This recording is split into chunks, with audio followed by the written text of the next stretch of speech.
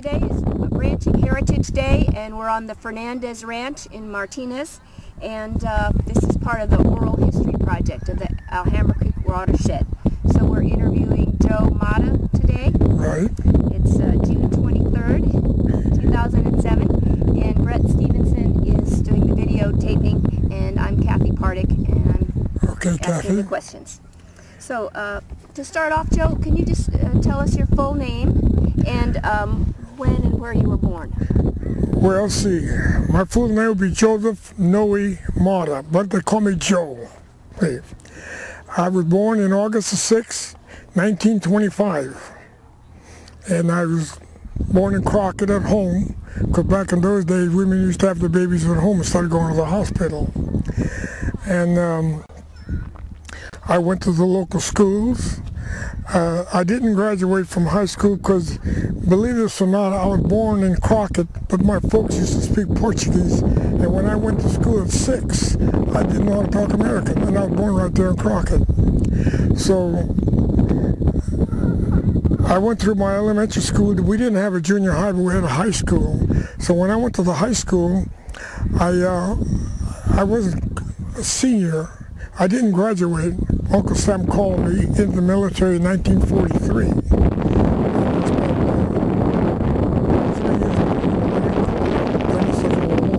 Where were you stationed? And that's where I lost some of my hearing, was during that, because I was in the infantry.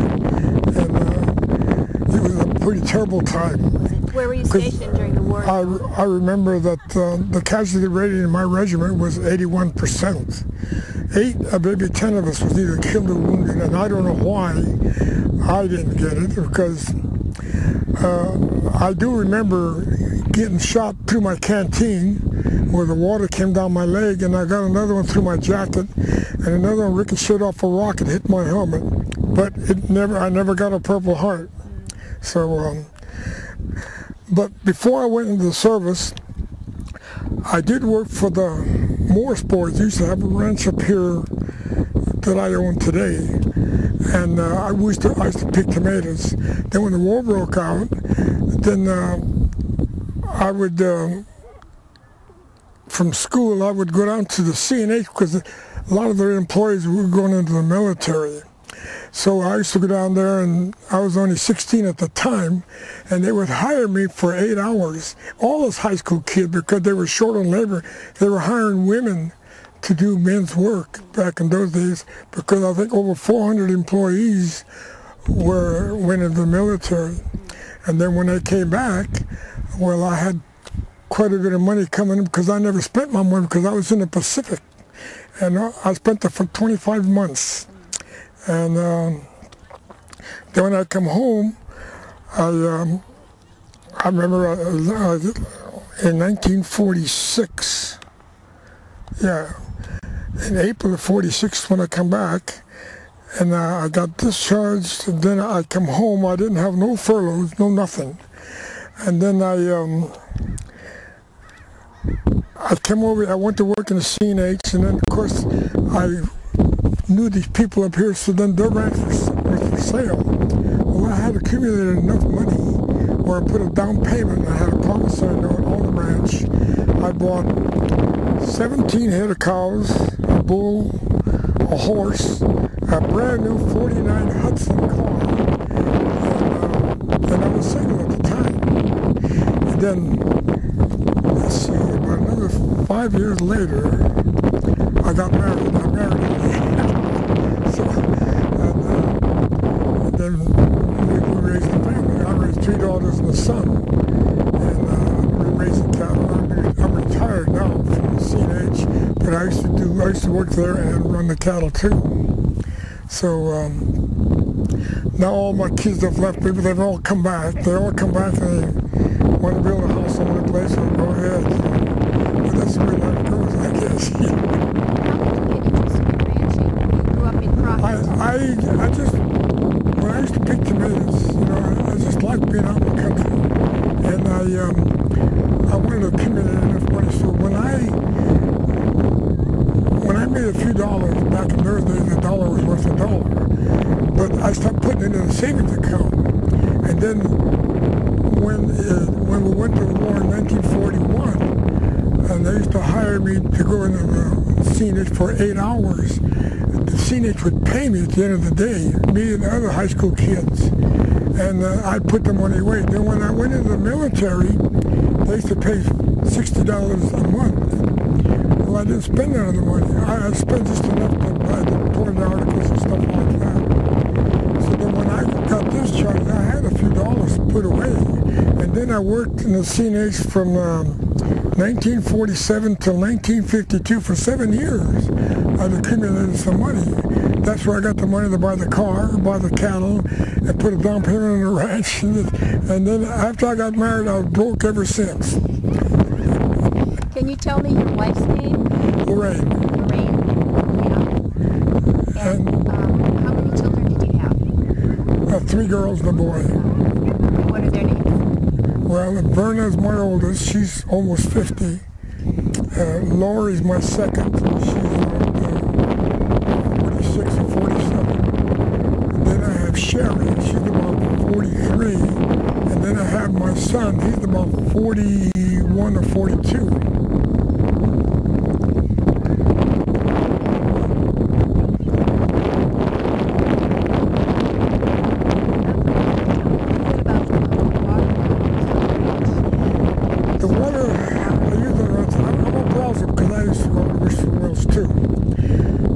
We would get water from a well.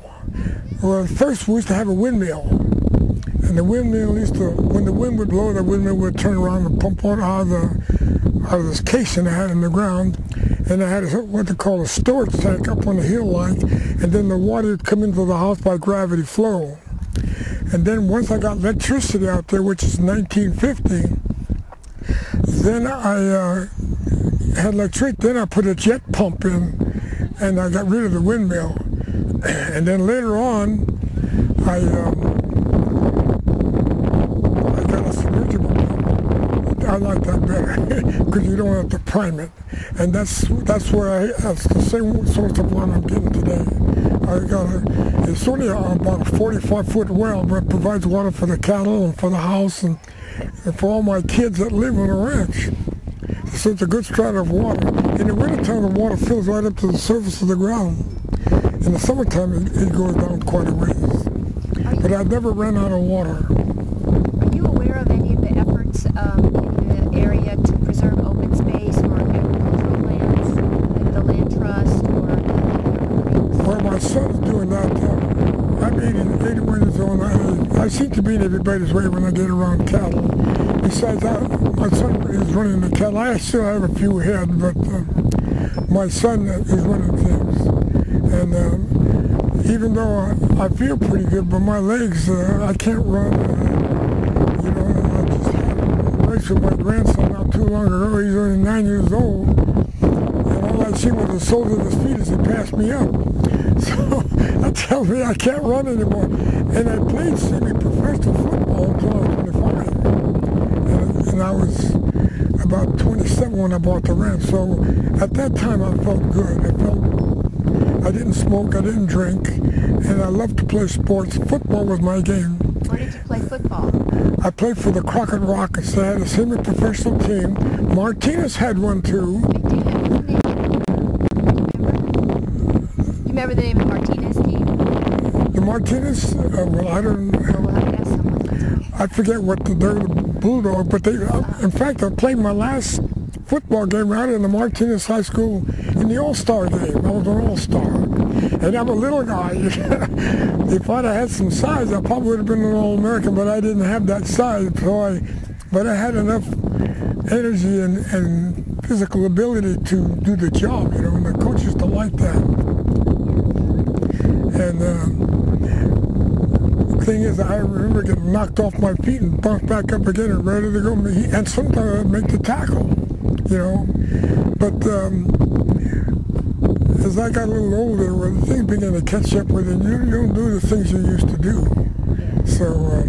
Can you tell us a little bit about ranching when you started out and how it changed over the years? Well, I know one thing, that things have changed in ranching, like baling hay. Like when I first started, we used to go out there with a team of horses and with a mowing machine, and we would mow the hay, and then we'd go out there with a rake, with a team of horses, and we'd rake it into windrows, or sometimes we use a side delivery rake, and then we'd go down there with what they call a buck rake.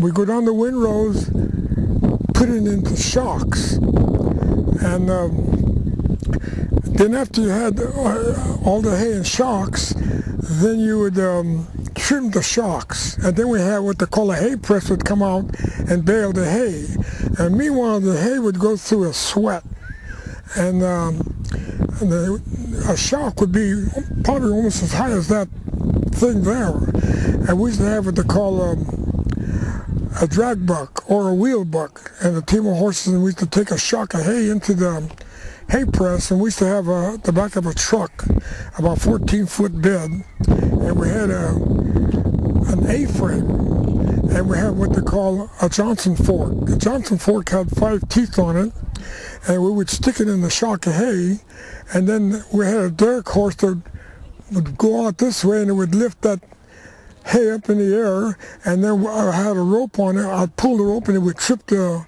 fork, and the hay would drop down on top of the bed of the truck, and then you feed it into the hay press by hand.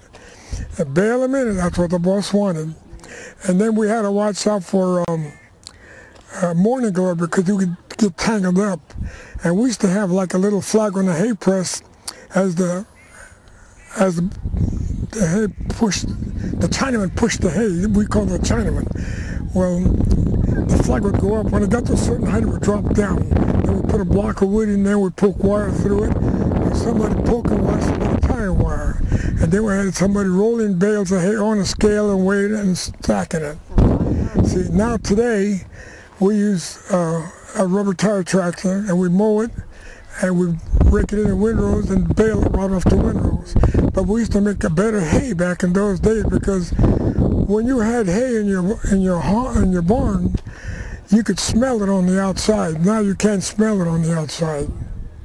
So that's changed quite a bit. And of course, we didn't have electricity out here, so that changed our lifestyle. And the women used to split wood just like a man. And they used to have hands with calluses on them. You shake hands with a woman, you think you have to put your hand on a vice or something. Why did you stay with ranching all these years? Well, I like being out there. I like being around animals. I used to train horses. I used to ride bulls. I was kind of had a lot of energy, and I just couldn't do things to. I wanted to do something that to me was exciting, you know, and play semi-pro football, and I even train colts, you know. And sometimes I thought maybe I was going to be a golf player.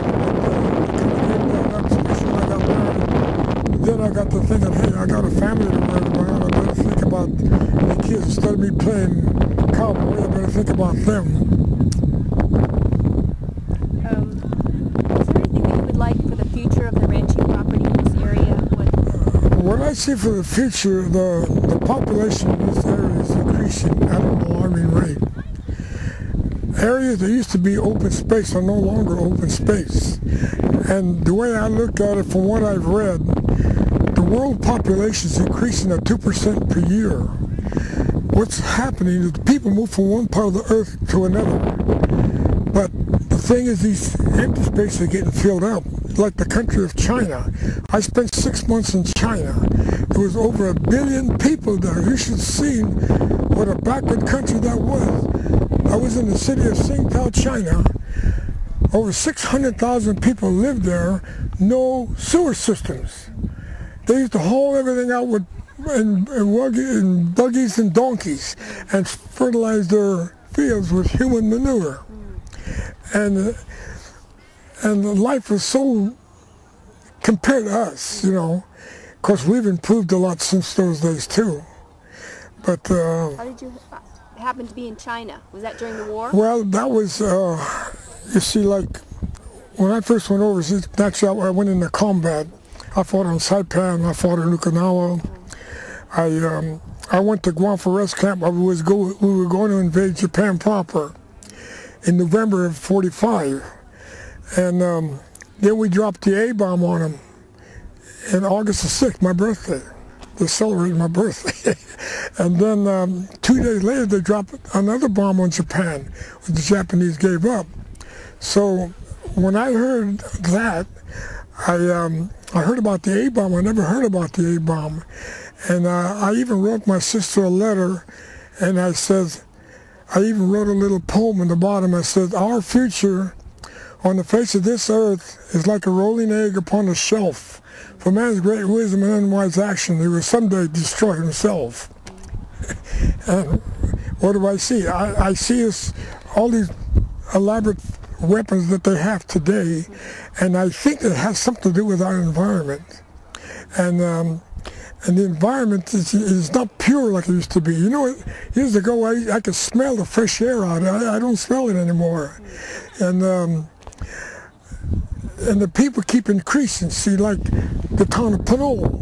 I drove cattle right at the main street of Pinole years ago. And another thing, I drove from Linus Clay's clean across the hill, cleaning the Crockett with a herd of cattle. And we don't do that no more. Now, if you did that, you'd have traffic backed up for miles, you know. But things have changed, and the people don't work near as hard as they did back in those days. And life is altogether different. Like I say, there's no electricity, no radios, no telephones, no nothing, except a lot of hard work. And but that's the way we live. We didn't know any better. My grandchildren asked me, how could you live, Grandpa? We didn't know any better. So. What do you miss most about those old days? Well, I miss my youth. I don't have it anymore. And when you get to be 82 years old, I can't do a lot of things I used to do. I can still do some things, and I'll do what I can do. But I can tell my parents have gone, and I'm going to go too. So I don't worry about it. It doesn't seem to scare me. When I was in combat, I used to worry about getting killed. And, you know, I seen all these guys laying around, and I wonder why it is that I didn't get hit and they did. You know, and I don't know why the good Lord spared me.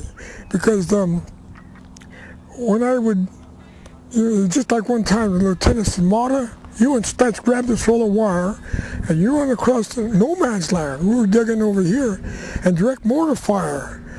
So we had a roll of wire, and I had a military telephone.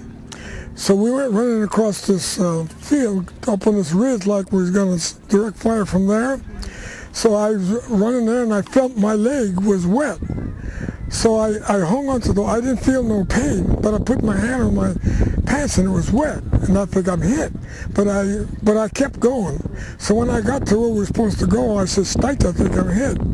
He says, yeah, you got water running down your leg. A bullet went right through my canteen and the water was coming down. You know, if I'd have been another foot behind, it would have got me, you know. But that's the way it goes, I guess. And the thing is, I'll never forget one thing. The Japanese were very cruel. I seen what they did to one of our guys that was captured by the Japanese, and in a way, I blame the guy for finding himself in that position. When I first hit the beach on April the 1st, 1945, I was in the 6th Marine Division. We headed north. As we headed north, we had scattered Japanese resistance. So when I was up there, we were dug in alongside this ridge, and up ahead we could see a town. So one of the guys from another battalion figured he was going to go into that town and have some sex. But there was Japanese soldiers there, and they captured him. So somehow he never came back. So the next day when we advanced again, we sent interpreters out to find out if the American GI had showed up, and said, yeah, he's buried over there. So what they done, they captured him, and then they jerked his fingernails off and his toenails, and they tied him up and they buried him alive. And that's the way it was found. And that's extremely cool, because we never treated because they would kill themselves so that we wouldn't capture them. It was unbelievable. It's just like the kamikaze planes. They fly right over us and they dive into our ships and kill themselves, you know. It's just unbelievable. I've never seen things like that since or before that. So. Well, finish up now. I would just like to ask one more question, and that is, what is it that you would like to preserve for your grandchildren? Well, I'd like them to take over what land I've got. And I know that they can't do, because before I used to own everything. Now it's divided up among my 4 children. But I'd like them to enjoy the country, because in time, this is all going to be populated, the way I look at it, whether we like it or not. You know, I like open space, but what are you going to do? You know, you can't keep it. Things that never stand still. We never stand still. It's just like our lives are constantly changing. It's just like when I was born, I was helpless. Okay, my parents raised me. I grew up. I turned into an adult. Then I got married. My life changed again. Then I raised a family. Every time I got younger, it changed again. Then they're all grown up. They're all left. Then they come back and they bring their kids with them. So, Dad, I want to put a house over. Go ahead. So everything's in a constant state of change. And now my grandkids are adults. You know, I think I got one that's 20 years old. I got another grandkid, 18. And I've got another one, 17, and I've got a grandson that's 14, and another, well, she's 17. So I don't know what they're going to do, you know, because they got to live their own lives, just like I got to live mine. And my folks, you know, were hard working. They came here from Portugal. And like I said, when I went to school, I couldn't talk American. I talked Portuguese, but I've learned both languages. But my parents had passed away a long time ago, but I forgot a lot of the language. But I used to speak them automatically in Portuguese with my brothers and sisters. I speak American automatically. Thank you very much for sharing your stories with us, Joe. I really appreciate you coming out to ranching. You're going to listen. Are you taping all of that? Oh, yeah, I got it all.